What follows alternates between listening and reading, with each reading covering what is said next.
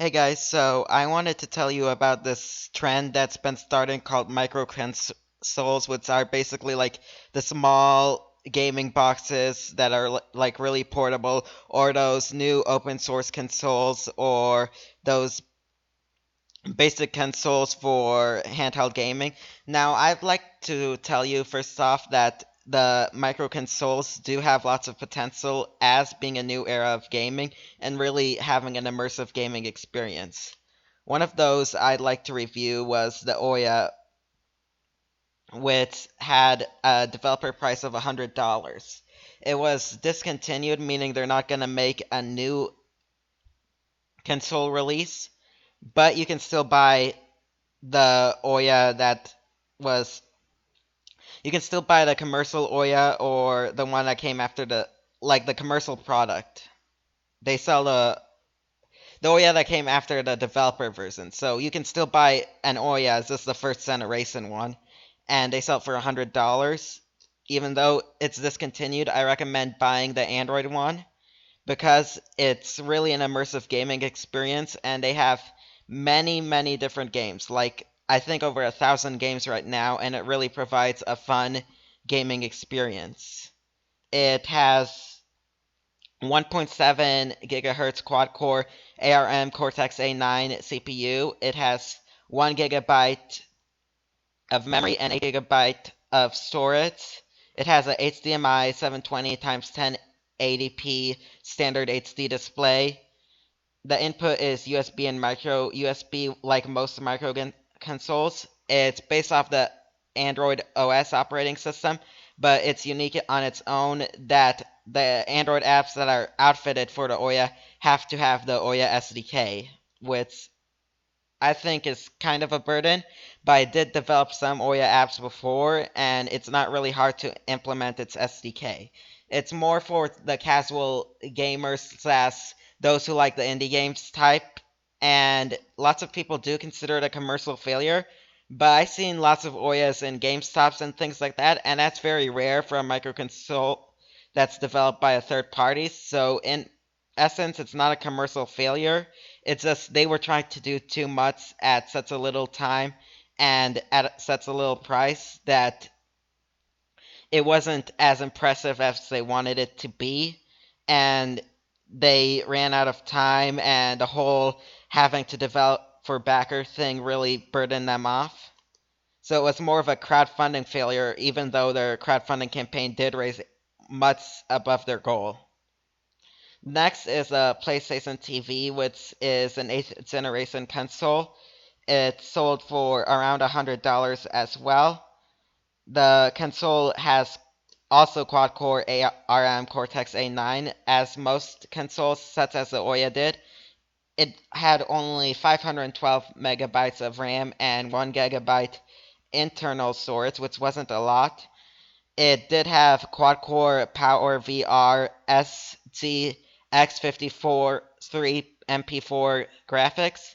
The sound was 2-channel LPCM, so nothing special. It used a standard DualShock 3 or DualShock 4 console. It was it did have the PlayStation Vita input, which it's PlayStation, and you can buy an expandable 8 gigabyte memory card, which I did not like. It's very limited on what you can play on it, and it's more towards watching and entertainment rather than standardized gameplay. I mean, the reception, it did technically sell 42,172 units in its first week of release in Japan. It was much more popular in Japan than it was in the US, but IGN did say it may be one of Sony's most exciting new products and could provide a critical edge for the PS4. Of course, it didn't deliver as much as it could have, but overall, it was one of my most favorite microconsoles. GameStick was another one. It's an Android based console, Cortex A9. It has very similar specs to the Ouya. It's based on Android as well. Android 4.2 Jelly Bean. It had an introductory price for $79, which is not bad. but the number of games you can play on it is limited, and it's very hard to implement its SDK compared to how easy it is to implement Oya's SDK. Next was the Amazon Fire TV, which is more of, I consider it an entertainment box rather than an actual like gaming console. It did provide. It was basically a way to turn your TV into a smart TV for $100. That's what I would call it, more rather than a micro gaming console. Next was the Game Pop by BlueStacks, which was basically free, but for the mini console or $129 for the full size console. I liked how it was free, but I didn't like how it was subscription based, $6.99 a month for the rest of your life. And it only had few hundreds of games, like I believe not even 1,000 games, so that was a real disappointer. The Wii Mini is also very promising, considering you can buy some used for $44.55, but the games are very expensive. The games make up almost a fourth or even the full price of the console, and it doesn't have that many games to come with it. It's rated 2.5 stars out of by CNET, but I think since it was released in December 2012, Nintendo has the potential to release a much more promising, much better microconsole right now.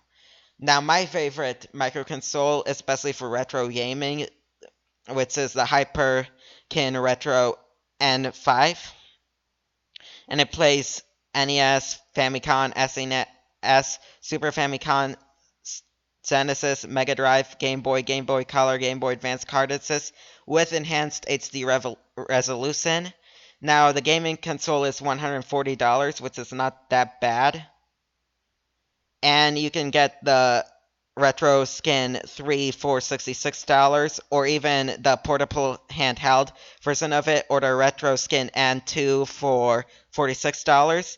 Now, for retro gamers, this is definitely promising, and I would definitely recommend this as a fun new trend, especially how it has a minimalistic, simplistic design.